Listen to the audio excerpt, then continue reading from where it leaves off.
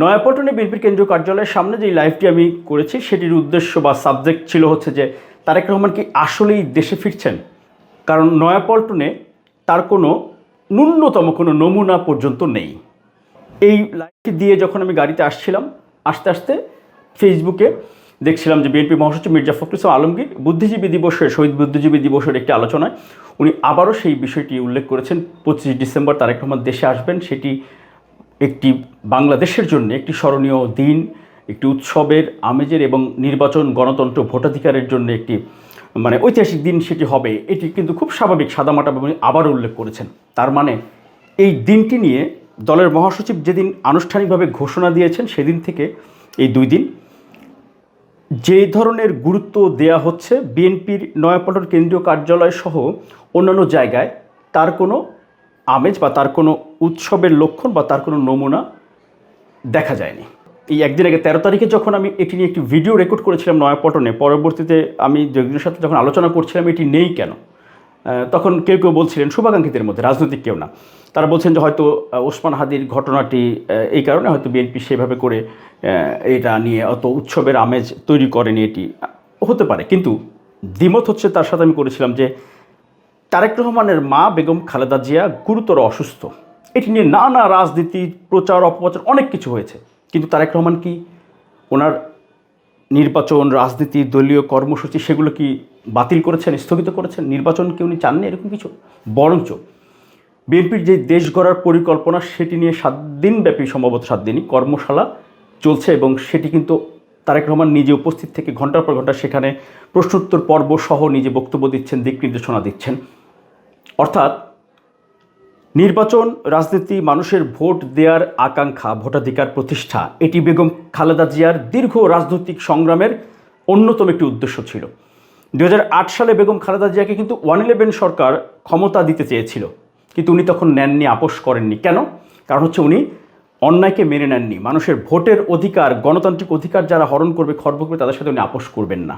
ওসমান হাদির ঘটনাটি ন্যাক্কারজনক, নিন্দনীয়, কিন্তু এই ঘটনা যারা ঘটিয়েছে, বিশ্লেষকরা বা বিভিন্নভাবে পর্যবেক্ষণ করে দেখা যায় যে তাদের উদ্দেশ্য নির্বাচন ঠেকানো, নির্বাচন বিলম্বিত করা বা ভোটের অধিকার যেন প্রতিষ্ঠিত হয় সেটা। এটা কিন্তু অনেকে বক্তব্য দিয়েছেন, বিভিন্ন রাজনৈতিক দল যারা এখন দেশে রাজনীতি করছেন তাদেরও কেউ কেউ কিন্তু বক্তব্য দিয়েছেন যে ওসমান হাদির ভাইয়ের কিছু হলে নির্বাচন পিছাই দিতে হবে, এই তারিখে নির্বাচন হবে না। এমন যখন অনিশ্চয়তা দেখা দিল সারা দেশে ওসমান হাদির এই ঘটনার পর যে ভোট হবে কিনা, নির্বাচন হবে কিনা, প্রার্থীর উপর হামলা, তখন কিন্তু বিএনপির ওই সিদ্ধান্ত 25 তারিখে তারেক রহমান আসছেন রাতে যখন মহাসচিব ঘোষণা দিলেন, যারা নিরপেক্ষ বিশ্লেষক, রাজনীতি সচেতন, তারা কিন্তু বলেছেন বিএনপি একটি বিচক্ষণ সিদ্ধান্ত নিয়েছেন। কারণ এখন তারেক রহমানের দেশে ফেরার এই আগ্রহ সারা দেশে নেতা কর্মী, সমর্থক, সাধারণ মানুষের মাঝে একটা কৌতূহল, উৎসাহ, উদ্দীপনা তৈরি হবে, ভোটের আমেজটা আরও বেশি জাগ্রত হবে এবং তারেক রহমান যেদিন দেশে আসবেন সেদিন থেকে পুরো বাংলাদেশ একটি ভোট, নির্বাচন, রাজনীতির উৎসবমুখর পরিবেশ তৈরি হবে। বিএনপি নেতাকর্মীদের মধ্যে এই ব্যাপারটি কি পৌঁছায়নি? তারা কি জানে না যে 25 তারিখে তারেক রহমান দেশে আসতেছেন? এটা কি তাদের মধ্যে, আমার কাছে কেন জানি মনে হচ্ছে যে রাত 9:30টায় খবরটা দেওয়ার কারণে বিএনপি নেতাকর্মীরা অনেকে হয়তো জানেন না যে 25 তারিখে তারেক রহমান দেশে ফিরছেন।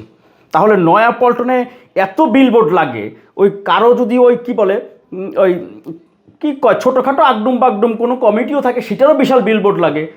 আর তারেক রহমান দেশে আসবেন 25 তারিখে, এইটার বিশাল সাইজের বিলবোর্ড, ব্যানার, ফেস্টুন, প্লাকার্ড থাকবে না নয়াপল্টনে? আজকে 2 দিন হয়ে গেলো সেই ঘোষণা দেওয়ার পর। আমি একজন রাজনীতি পর্যবেক্ষক হিসেবে, সচেতন নাগরিক হিসেবে আমার কাছে এটা খুব বেমানান মনে হয়েছে। বাস্তবতা যে তারেক রহমান 25 তারিখে দেশে আসবেন, এইটা নিয়ে বিএনপির মধ্যে, তবে কর্মী সমর্থকদের মধ্যে ব্যাপক উৎসাহ, উদ্দীপনা। আমার ফেসবুকে, ইউটিউবে তো কমেন্টগুলো দেখি, কেন যে দায়িত্বরত যারা, তাদের মধ্যে আগ্রহটা কেন নেই আমি সেটি বুঝতে পারি না। জানি না দলীয় সিদ্ধান্ত, তবে আমার কাছে মনে হচ্ছে তারেক রহমান যদি ওনার মাকে এই মুমূর্ষু অবস্থায় রেখে উনি যদি রাজনৈতিক কর্মসূচি, নির্বাচনের কর্মসূচি, বিএনপির দেশ গড়ার যেই পরিকল্পনা সেটি নিয়ে কর্মশালা, সারা দেশের নেতাকর্মীদের ঢাকায় নিয়ে এসে তাদেরকে ব্রিফ করা, সেটি করতে পারছেন, তাহলে কি ইমোশন এইখানে? মানুষ ভোট দেবে, ভোট দিতে পারবে, এইটা হলো ওই ওসমান হাদিরও যেভাবে ওনার উদ্দেশ্য ছিল, বেগম খালেদা জিয়ারও সেই উদ্দেশ্যে উনি সংগ্রাম করে যাচ্ছে। ওনাদের প্রতি শ্রদ্ধা রেখেই প্রত্যেকটি নাগরিকের উচিত ভোটাধিকার নিশ্চিত করার ক্ষেত্রে, ভোট নির্বাচনের ক্ষেত্রে, নির্বাচন নিশ্চিত করার ক্ষেত্রে প্রত্যেকটা নাগরিকের উচিত অন্ততপক্ষে যার যার জায়গা থেকে কাজ করা আন্তরিকতা নিয়ে।